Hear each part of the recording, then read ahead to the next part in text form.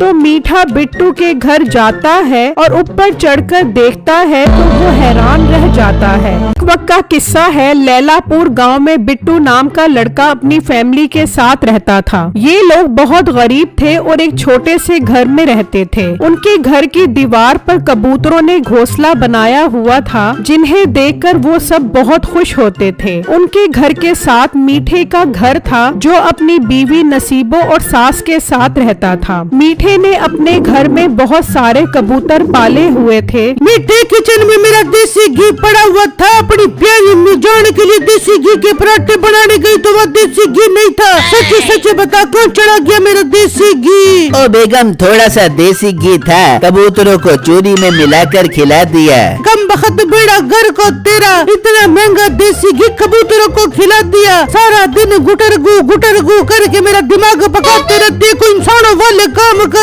नसीबो, वैसे अजीब शौक है तेरे शोहर के। घर का सारा राशन उठाकर कबूतरों को खिला देता है। मीठे कोई रोजी धंधा कर, क्यों कबूतरों में अपना टाइम जाया कर रहा है? सासू माँ, मुझे राशन के दाने न दे। ये जो घर में राशन और दूसरा सामान आता है, ये मेरे कबूतरों की वजह से आता है। इनके अंडे बच्चे निकाल कर मार्केट में बेचता हूँ, तभी तो घर का निजाम चल रहा है। अब मुझे तंग न कर, मैं कबूतरों को दाना खिलाने जा रहा हूँ। ये कहकर मीठा कबूतरों को दाना खिलाने चला जाता है। वहाँ बिट्टू अपने घर वालों के साथ बैठा होता है। अरे बिट्टू जी, हमारे घर की दीवारों पर तो कबूतरों ने अपने घोंसले बना लिए हैं। इनकी पीठों की वजह से तो सारी दीवारें खराब हो गई हैं। मैं तो कहती हूँ इन्हें यहाँ से भगा देते हैं, वरना पूरा घर खराब कर देंगे। अरे बेगम, ये आप क्या बात कर रही हो? ये मासूम परिंदे हैं, अगर इन्हें बेघर कर देंगे तो ये बद्दुआ देंगे और इनकी बद्दुआ बहुत बुरी लगती है। हाँ बेटा, बिट्टू ठीक कह रहा है, ये हमें क्या नुकसान देते हैं। अच्छा बेटा, तू देख तो सही कि इन्होंने अंडे दिए भी हैं कि नहीं। हाँ अब्बू जान, दिल तो मेरा भी बहुत कर रहा है इनका घोंसला देखने का। अभी जाकर इनका घोंसला देखता हूँ।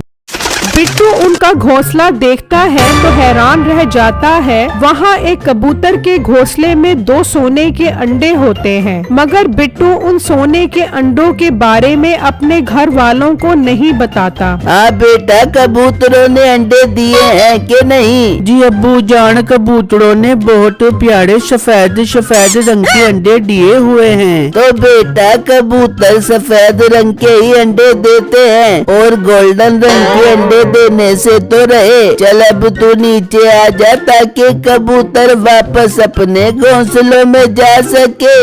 अरे वाह, अब तो हमारे घर में भी कबूतरों ने अंडे दे दिए हैं। नसीबो बाजी अपने शोहर के कबूतरों पर बहुत इतराती है ना, अब जाकर उन्हें खूब जलाती हूँ। वो घर से निकलती है और मीठे के घर आ जाती है। सुना चीला, खैर से आई है तू? ये कभी खैर से आती है भला? जरूर कोई न कोई चीज मांगने आई होगी। मांगने नहीं आई हूँ, बल्कि बताने आई हूँ। तुम और तुम्हारा शोहर अपने कबूतरों पर बहुत इतराते हो ना। अब सुन लो, हमारे घर में भी कबूतर आ गए हैं और उन्होंने अपने घोंसलों में अंडे भी दे दिए हैं। देख अम्मा, कितनी शौकी औरत है। जंगली कबूतरों ने जिसके घर में घोंसले बनाए हैं, उनके अंडों पर खुश हो रही है। अरे नसीबो बेटा, ये लंबी लंबी फेंक रही है और तू इसका यकीन कर रही है। इसके घर में कबूतर अंडे नहीं बल्कि डंडे देंगे। बोलते रहो तुम लोग। अब जब उनके बच्चे निकलेंगे तो लाकर दिखाऊंगी तुम सबको। मीठा खड़ा ये बात सुन रहा होता है। अरे यार, क्या पता ये सच बोल रही हो सकता है इनके कबूतरों ने अंडे दिए हों। मैं आज रात में जाकर देखूंगा। अगर वाकई ही कबूतरों ने अंडे दिए होंगे तो मेरे तो मजे लग जाएंगे। उनके अंडों को अपने कबूतरों के नीचे रखकर बच्चे निकलवाऊंगा। फिर जब रात होती है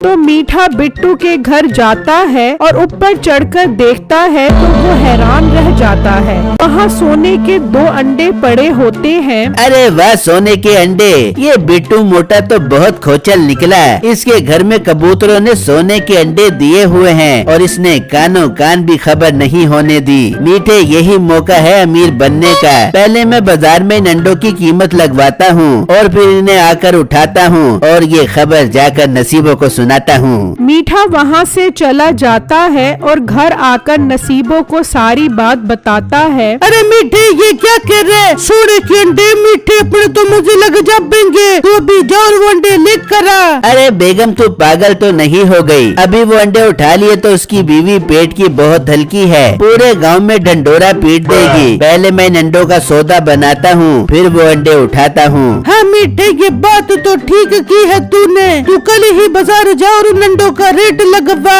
और मेरी प्यारी बेगम बाजार जाने की क्या जरूरत है, चौधरी साहब के पास जाऊंगा, मुझे उम्मीद है मेरा सौदा वहीं पर बन जाएगा। फिर जब अगला दिन निकलता है तो मीठा घर से निकलता है तो रास्ते में उसे बिट्टू मिल जाता है। अरे मीठे भाई आज खैर तो है, इतनी जल्दी सुबह सुबह कहाँ जा रहे हो? मैं कहाँ जा रहा हूँ और कहाँ से आ रहा हूँ, तुझे इससे क्या मतलब? तू मेरा पुत अपने काम से काम रख। अरे मीठे भाई मैंने तो आपसे पूछा ही था कि आप कहाँ जा रहे हो, आप तो गुस्सा ही कर गए। और मेरा पुत जब मैं गुस्सा करता हूँ तो उल्टे हाथ के राब्ते भी रखता हूँ, इससे पहले कि तेरा मुंह मेरे राब्तों का निशाना बने, चल हट मेरे रास्ते से। मीठा वहाँ से चला जाता है और बिट्टू को उस पर बहुत गुस्सा आता है। खैर वो भी वहाँ से चला जाता है। मीठा चौधरी के घर पहुँचता है। आओ मीठे आओ, बड़ी लंबी उम्र है तुम्हारी, मैं तुम्हें ही याद कर रहा था। सुना है तूने पिशावरी नस्ल का जोड़ा मंगवाया है और उसने अंडे भी दे दिए हैं। अरे चौधरी साहब ये पिशावरी खचावरी नस्ल को छोड़ो, आज मैं आपको जो बात बताने आया हूँ वो सुनकर आप दंग रह जाओगे। ऐसी क्या बात बताने आया है मीठे जो मैं सुनकर दंग हो जाऊंगा?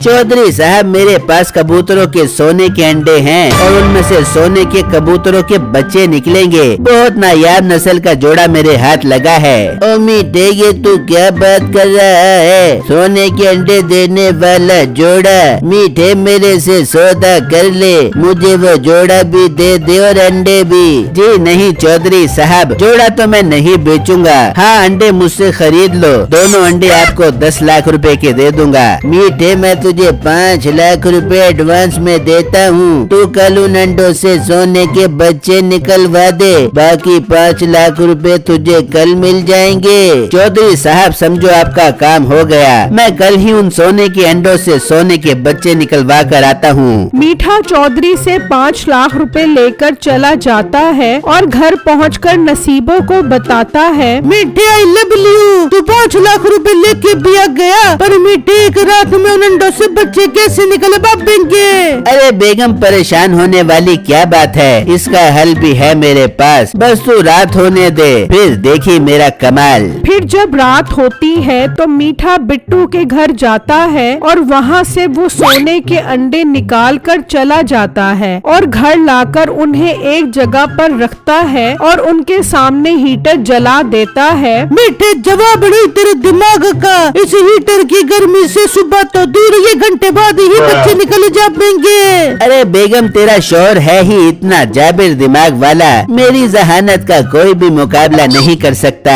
वहाँ बिट्टू अपने कमरे में बैठा होता है तो देखता है कि कबूतर जोर जोर से फड़फड़ा रहा होता है। अरे बेगम ये इस कबूतरी को क्या हो गया है, ये इतनी बेचैन क्यों है? बिट्टू जी मुझे तो लगता है ये किसी मुसीबत में है, हमें इसकी मदद करनी चाहिए। हाँ बेगम तुम ठीक कह रही हो, चलो इनका घोंसला चलकर देखते हैं। बिट्टू जब उसके घोंसले में देखता है तो वहाँ पर वो अंडे मौजूद नहीं होते। हाय गजब हो गया, इस कबूतरी के सोने के अंडे यहाँ मौजूद नहीं हैं। लगता है कोई अंडे ले गया है। क्या बिट्टू सोने के अंडे? आप पागल तो नहीं हो गए? हाँ बेगम ये बात मैंने किसी को नहीं बताई थी, इसके घोंसले में 2 सोने के अंडे थे। बिट्टू मुझे ये काम नसीबो और उसके शोहर का लगता है, क्योंकि मैंने नसीबो बाजी को जलाने के लिए ये बात बताई थी कि हमारे घर में भी कबूतरों ने अंडे देना शुरू कर दिए हैं। अरे बेगम ये तुमने क्या गजब कर दिया, चलो उनके घर चलकर देखते हैं। वो दोनों घर से निकलते हैं। वहाँ मीठा और नसीबो दोनों इंतजार में बैठे होते हैं कि कब उनमें से बच्चे निकलेंगे। तभी वो दोनों अंडे गर्मी की वजह से काले होना शुरू हो जाते हैं। अरे बेगम, ये तो अंडे काले होना शुरू हो गए हैं। और लगा मीठे ने हीटर का सेका और लगा, ये तो जलकर काले हो गए। अब तू कल उसे बच्चे कैसे देगा? अरे बेगम, मैं कल चौधरी को 5 लाख रुपए वापस कर देता हूँ और अब हम कबूतरी के दोबारा अंडे देने का इंतजार करते हैं। जैसे ही वो अंडे देगी चौधरी को वो अंडे बेच दूंगा। बिट्टू और उसकी बीवी ये सारी बात सुन लेते हैं और वो दोनों घर आकर एक नया प्लान बनाते हैं। और फिर जब अगला दिन होता है तो मीठा चौधरी को 5 लाख रुपए वापस कर देता है। मीठे, ये तो कोई बात न हुई। तूने उन सोने के अंडों से बच्चे निकलवा के देने थे, तू पैसे ही वापस ले आया है। चौधरी साहब, अगर लेने हैं तो सोने के अंडे ले लो, अपनी कबूतरी के नीचे रखकर बच्चे निकलवा लेना। मेरे पास अंडों से बच्चे निकलवाने का टाइम नहीं है। चल ठीक है मीठे, तू ये 5 लाख रुपए ले जा और मुझे अंडे ही ला दे। ठीक है चौधरी साहब, आपको 15 दिन बाद वो सोने के अंडे मिल जाएंगे। वहाँ बिट्टू 2 सफेद अंडों पर गोल्डन रंग चढ़ा देता है और उसे घोंसले में रख देता है। फिर अगले दिन नसीबो बहाने से घर आती है तो घोंसले में कबूतरी बैठी होती है। वो जाकर मीठे को बताती है,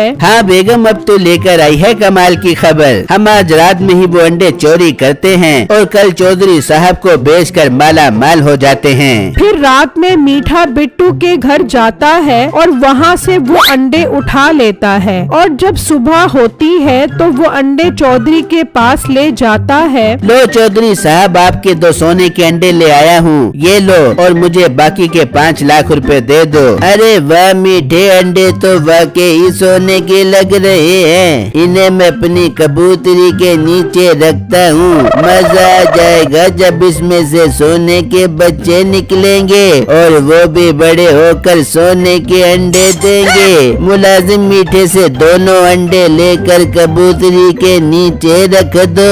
ठीक है मालिक, मैं अभी ये अंडे कबूतरी के नीचे रखता हूँ। मुलाजिम सेठ से वो अंडे लेकर कबूतरी के नीचे रख देता है। अरे वाह चौधरी साहब, कबूतरी अंडों पर बैठ गई। अब तो आपके बच्चे निकलेंगे ही। लाओ मेरे 5 लाख रुपए दे दो। हाँ हाँ मीठे, देता हूँ तुझे 5 लाख रुपए। मुलाजिम, अंदर से इसे 5 लाख रुपए ला दे। तभी अचानक वो कबूतरी दोनों अंडे नीचे फेंक देती है तो वो पानी में गिरते हैं, जिसकी वजह से उनका रंग उतर जाता है। मीठे, ये क्या? ये तो अंडों पर से रंग उतर गया है। इसका मतलब तू अंडों पर गोल्डन रंग चढ़ा कर आया है। अरे चौधरी साहब, मुझसे कसम उठवा लो, मैंने इन पर रंग नहीं चढ़ाया, बल्कि मैं ये अंडे बिट्टू के घर वाले कबूतरों के घोंसले से लेकर आया हूँ। अपना मुंह बंद कर, मुझसे धोखा करता है। मुलाजमों से कैद खाने में बंद कर दो, अब ये सारी जिंदगी वहाँ पर रहेगा। वो मीठे को ले जाते हैं। इस तरह बिट्टू की और उसकी कबूतरी की जान मीठे से छूट जाती है और अब वो कबूतरी 2 और सोने के अंडे देती है, जिनमें से 2 सोने के बच्चे निकलते हैं।